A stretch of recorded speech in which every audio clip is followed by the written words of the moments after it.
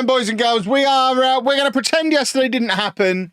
We're going to put our positive hats back on, and we're going to build a squad capable of getting us to the Premiership, even though we're only part-time and will be forever, apparently. So, easy peasy.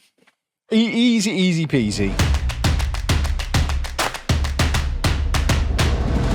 Yeah, if you weren't in the stream yesterday, where on earth were you? It was a Sunday night. Don't pretend you were out somewhere on Sunday night. You were all sat at home. You should have been in the stream. But we ended up finishing fourth. We did get into the playoffs. The playoffs did not go to plan. A draw and a loss. It was narrow defeat, but it was pretty clear we just weren't fit enough. We then asked for the opportunity to go full time, and I was basically laughed out of the boardroom. We are, however, getting a stadium expansion. So for next season, we're going to be playing at Moorside Park, which is no bigger than the stadium we have currently, but it is a shiny new built stadium. Literally just opened. We're the first team to actually play in it. I don't really know why they've built it. These lot have never even played a game in it, but it's their ground apparently. But then next summer or in March, we move back into our own stadium, which will then be nearly 3,500 capacity. So almost doubles the capacity of our stadium, which is super duper. So that's a little bit of positive. But then just to give you a negative sandwich, we've got, it's probably a positive sandwich. The filling is how you describe the sandwich, isn't it? So we've got the positive in the middle, the stadium expansion, but we've got the negative of losing in the playoffs and not being allowed to go professional. And then we have the other negative as the bottom piece of bread in the sandwich, because the other piece of negative is the board didn't just not increase my budget, they didn't just give me the same budget as last year. They actually took the budget from the end of last season and took some of it off me. We ended the season with £100,000 worth of transfer budget and that wage budget, and they've taken 20 grand off of me and not increased the wage budget. So we've actually got a little bit less money now than we had at the end of last season. So it's going to be a struggle because we actually don't have as much money knocking around in spare wage budget this year. It's going to be a different kind of summer to what we've done in the save so far, because we don't have loads of players who are out of contract. There's a few. Okay, like half the squad are out of contract. How is our committed spending that high then, if more than half the squad is out of contract? So all of these guys are leaving. There's 25 players leaving. So the players that are actually still going to be here, there's 18 of them that we're going to be paying that much to. And then we'll have like £4,000 to add another 3 or 4 players and then some loans. And that's it. We're not going to be able to do a massive rebuild, which is a little bit of a shame. But I guess we don't really need to. We're semi-pro. We were supposed to get relegated and we finished in the playoffs. If we can find a striker, things might start to look up a little bit, because Romello Mitchell finished as our top scorer and he's really a winger. So we need a striker, basically. If anyone can find me a striker, that'd be lovely. Please and thank you. Season review then. Let's have a look at the season review. So signing of the season has gone to Eddie Coburn. I don't think the signing of the season thing works properly, does it? Yeah, let's not worry too much about that. We were supposed to avoid relegation. We did. We got into the playoffs. It was jolly good. Money is moving in the right direction. Reputation is moving in the right direction. We sold 305 shirts. Worth bearing in mind as well, Summers will probably leave us this summer. We were turning down offers from Blackburn for him in January, so we might get some money in. That might be how we fund the summer, by selling Ben Summers. That was our team of the year. We really need McLeod to be a little bit more consistent this coming season.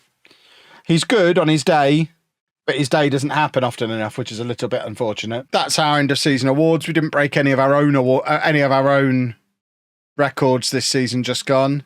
4 big names, no big price. All right, timeline. That's our all-time best 11. What's Shinny up to now? He's playing for Dumbarton. Probably could have kept him for another year. A lot of these have been with us and then moved on. Nelson moved on, didn't he? He went to TNS. Easton has gone to Partick Thistle. So a few of these we probably could have kept around. Telfer retired. He was old anyway, wasn't he? And then Stone Cold Nathan Austin playing for Weymouth, Wales in Barbados. There's no getting him back. He's just loving life in Barbados. Right, let's get through to the end of the month and get some free transfers in. Right, this guy's called Marvellous. I want him. Get Marvellous in. So at the moment, McLeod has left and doesn't join us again until the 1st of July. So he's now back at Birmingham for one more month just to be on holiday, and then he'll come back. So I still think Smith is fine. And Kai McLean has got even higher potential. We need a left back, at least one. I think we're fine at right back. We need a couple more centre backs, although so he's not joining us, but I think Stallard is joining us. So maybe one more centre back. As always, we need defensive midfielders. Although this guy is another one of the kids who's joining us. We've got some decent kids coming in. The core of the squad is good. There's not a huge amount that we need. It is a good core. We just need to not go nuts, complement the core with some good additions, and try and maintain team cohesion. I think is probably the plan for the summer. I actually might withdraw the trial offer and just go straight in and offer him a contract. Oh God, can I not do that yet? I might have balls this up massively. We'll come back to him. I don't want him to come in on trial. I want him to just sign for me. Josh Knight! I mean, do we keep our policy of always having former posh players at the club going? Of course we do. Josh Knight will be joining us this summer. Got to keep the flow of former Peterborough players coming in. Sam Long, didn't we have him at Burton?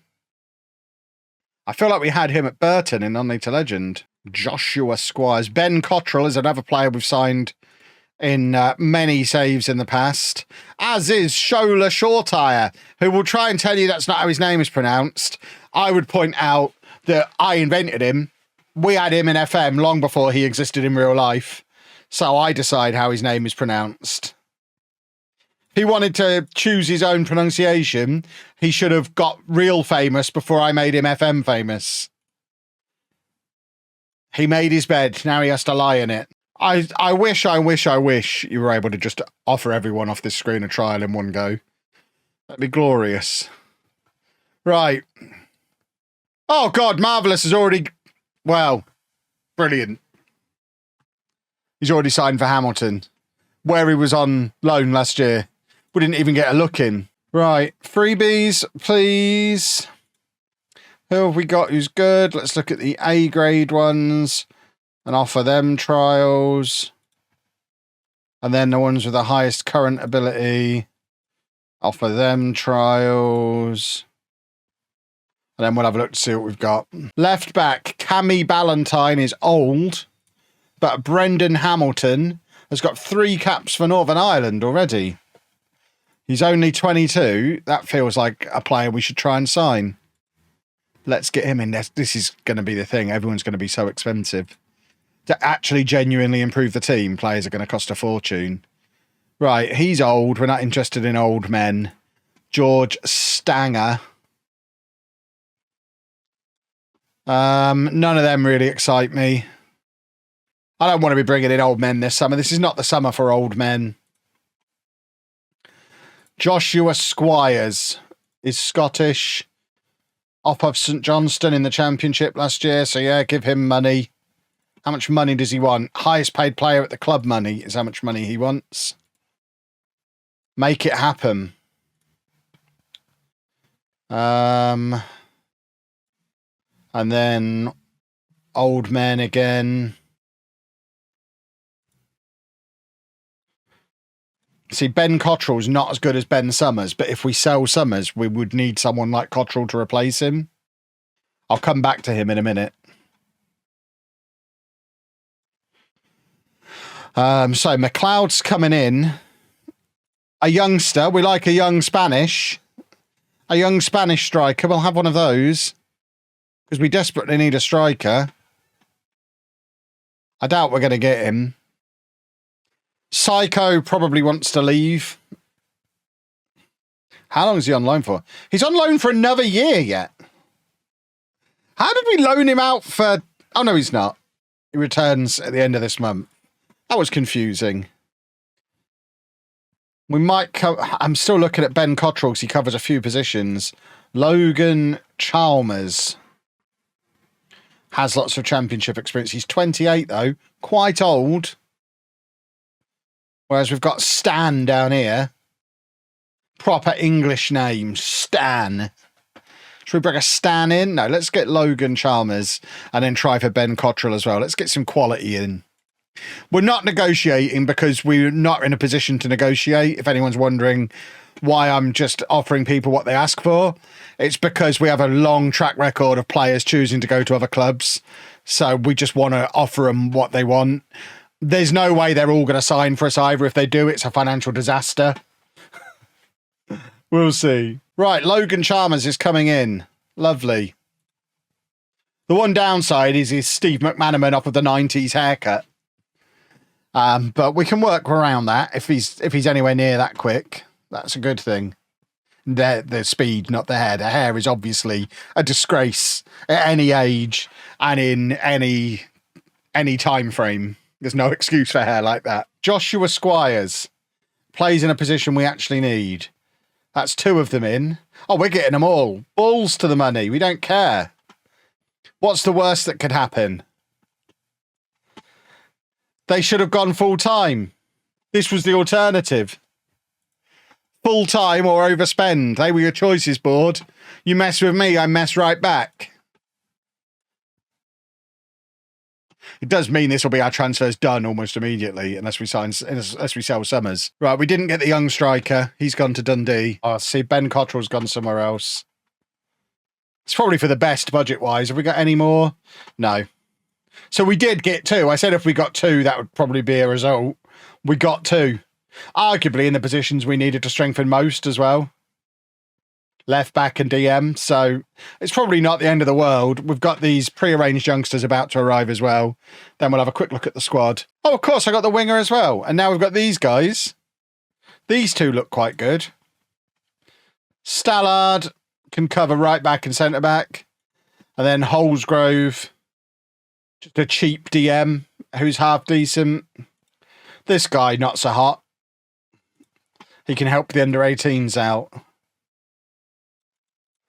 And then, of course, we've got McLeod coming in, who needs a good summer. Smith and McLean is fine. New boy Hamilton. Didn't we have him on loan? No, he seems very familiar. So Hamilton, and then we've got various youngsters who can back him up. And then Bisland still starting on that side with various youngsters and centre-backs as backup. 4 centre-backs works for me with Stallard coming in. We probably could do with an improvement on Critchlow and Want, but it's fine for now. Then we've got New Boy Squires, Gower, Lamb, New Boy Hammond. It's decent, but again, we're lacking real quality in there, but we've got enough bodies. Summers, there's no interest for currently, so we might be keeping him, which is not a bad thing because he's our best player. Scott Patterson still exists as well. And then Psycho's going to come back and we'll either have his head on right and be a superstar or we'll sell him. But he's on a lot of money. He's on like $2,000 a week. So we need to get him off the wage budget really before we can do much else. But then Chalmers is coming in to play, or has come in to play on the right. We could probably get rid of Sitole because we've got Chalmers, Pollard. We've got the Austin guy over the other side. We've got Mitchell. We've got 5-star potential McHattie. I think we can get rid of Sitole, which is easier said than done at a club like this. Just stick him on the transfer list and hope someone comes in and gets him. He can leave for free. I don't really care. Sell at any price. Just get him gone.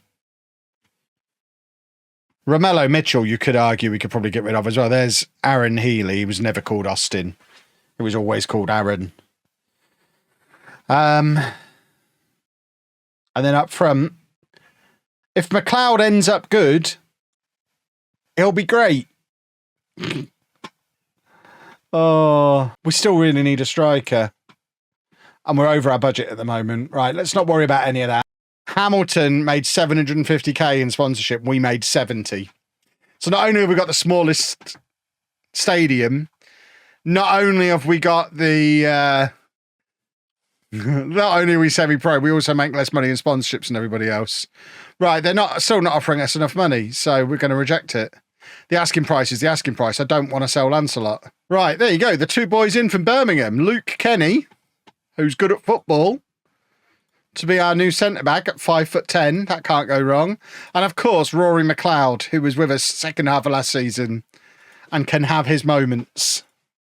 We'll just need him to be more consistent. Lamb is fine doing that. I think that's the system. Right, who are we playing? For Martin. Who the hell are they? They're not even in the playable leagues. We should beat them. We've also got Greenock Morton from League One, Inverness from our league, and Montrose from League One. We should top this group again like we did last year. Let's go do a football. Don't blame us in the central belt. That's a Highlands problem. I don't even know what that means. Is there a central part of the north?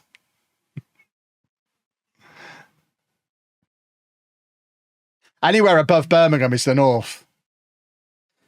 Anywhere in Scotland is the far north. Northampton across to, like, I don't know, Cambridge. Anywhere above Watford is the north. It's the Watford Gap, and you know it is. Anywhere above the Watford Gap, which is roughly where I'm describing anyway. Watford Gap's just north of Northampton, I think. Lincoln, they talk funny. Nottingham, Derby, they talk funny. The line is like, it's somewhere between Nottingham and Leicester. Leicester, they talk relatively normal, but you get a little bit further north, go to Nottingham, they talk weird. Basically, what you need is a pair of compasses off of school, and you need to put the pin directly through my head, and then open it about that wide, probably. Draw a circle. Everywhere within that circle, not north. Everywhere outside of that circle, north. You have no accent as you train yourself to talk normally. That is true. I did spend many years neutralising my accent. I had a proper Peterborough accent 15 years ago. Can you be right in English? Yeah. The only way to be right is to be English, surely.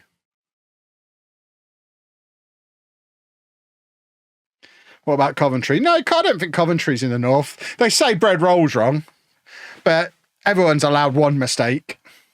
We were in Coventry the other day, and they were selling bacon batches, and I was just like, oh, don't be ridiculous.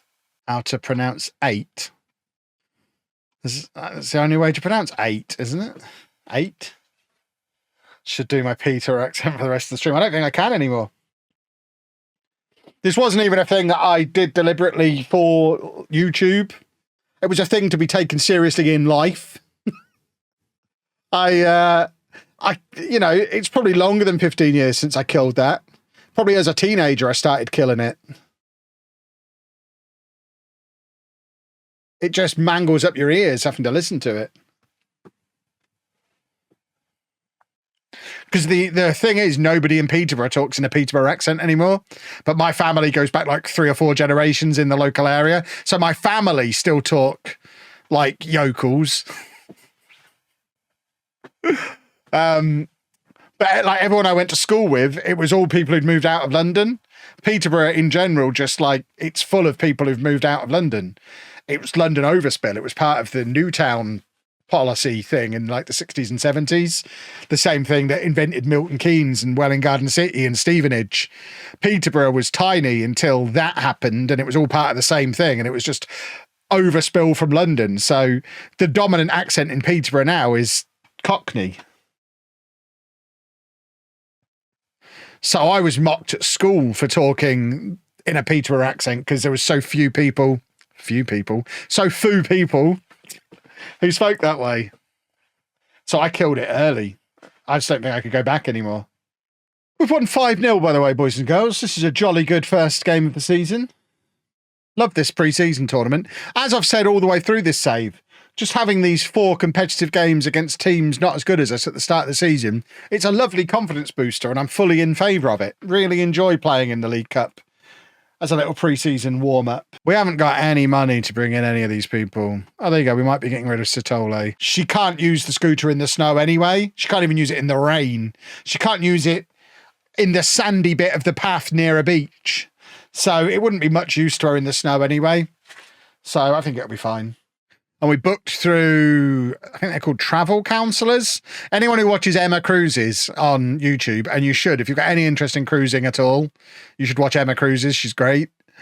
And it's who she recommends. So I just followed the link from her website. We're winning again, boys and girls, in front of a live studio audience. Yeah, that being said, if P&O want to get in touch and want to give us the cruise for free in exchange for me doing basically this in the corner of the casino 3 nights a week, I'm up for that.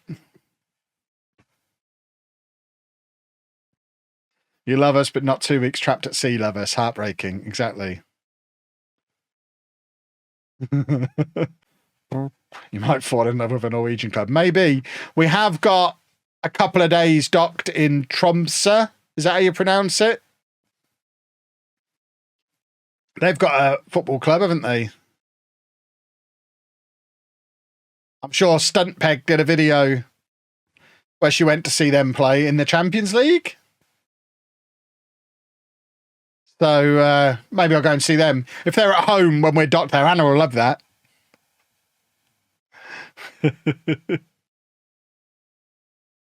Oh, for goodness sake. We were supposed to win here. It's all gone wrong.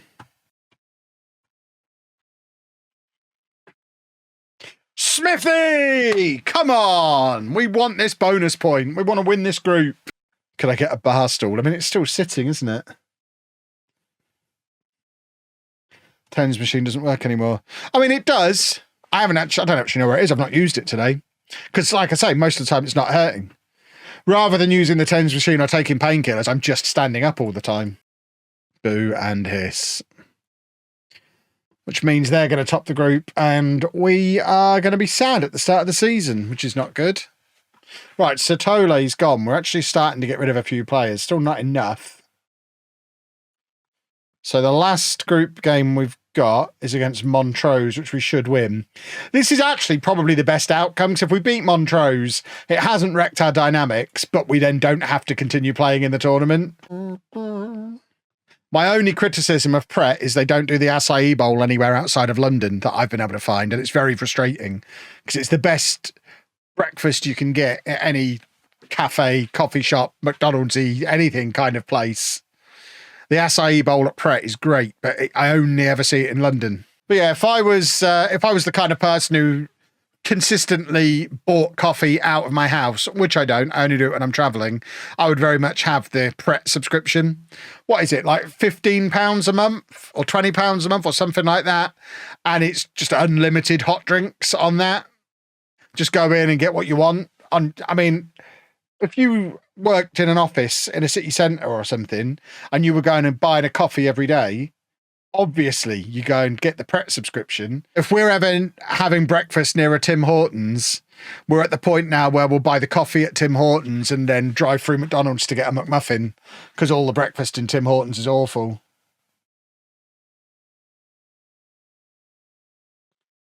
No wonder you've got a dicky ticker with all that caffeine. 2 things. Don't have a dicky ticker. And I only drink 3 caffeinated beverages a day, which is probably less than all of you. All of you tea drinkers, all of you Coke drinkers. 3 caffeinated beverages a day is all I have, which is why I don't have room in my mouth for tea. I'm not going to waste one of my caffeinated beverage on a tea when I only have 3 a day. If I want a sausage roll, I'll go to a butcher and get a proper sausage roll.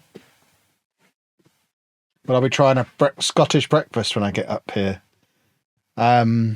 If they have one in the hotel, maybe.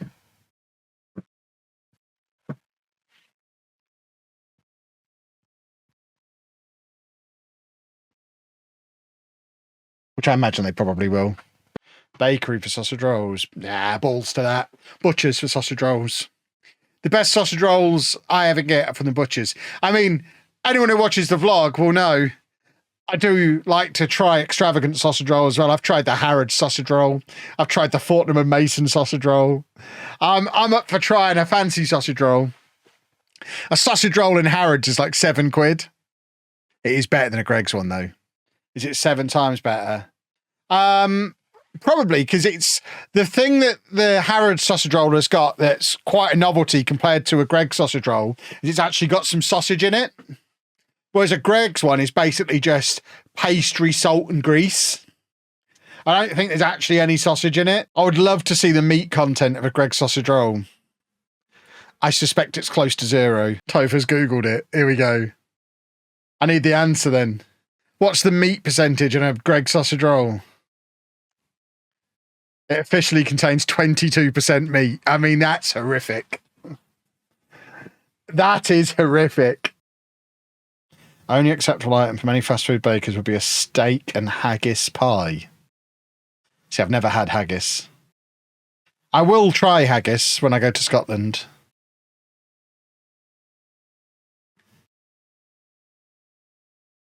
I mean, I could buy haggis in Sainsbury's here. What's my perfect meat to pastry ratio then?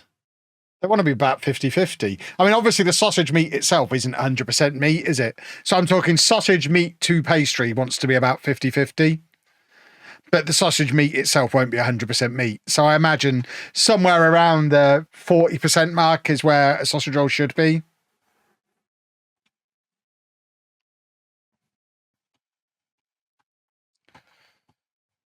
Oh, what a goal! There we go, boys and girls.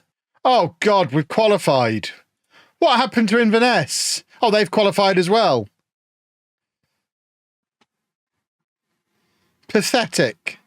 We've got to play in this stupid competition. The easy way to decide if a meat is good or not, try it without loads of seasonings and toppings and just to eat a chicken breast as it comes. And then compare that to a pork chop or a steak or a piece of bacon. And then tell me again that chicken is the best meat. It's not. You just like the way chicken is prepared. Chicken is not the best meat. It's not even top 5. They still do crab paste. I hope so. If crab paste is not a thing anymore, this is not a world I want any part of. Crab paste is great. I like how chicken is prepared. Well, you could prepare beef like that, or pork, or lamb, or horse, or cat. Confirmation from TikTok that crab paste is still a thing. Right. We're playing Dunfermline on the telly. I'm very excited about it. Why is LOLLUJO too late now? Well, that definitely is a Topher thing. Take that up with Topher. He likes a lion these days. Yeah, Topher likes a lion. He sleeps in till 10:30 now, which is why the videos aren't out until 11. Can you believe it? 10:30. Some of us have been up for hours by the time Topher rolls out of his pit and puts the video together. He edits it in his underpants. Did you know that? Just sits there in his underpants, stood on a bag. This is how I picture it, and I assume it's all correct. Oh, there's a Topher reason as well. The Topher reason is probably not true. Mine's much more accurate.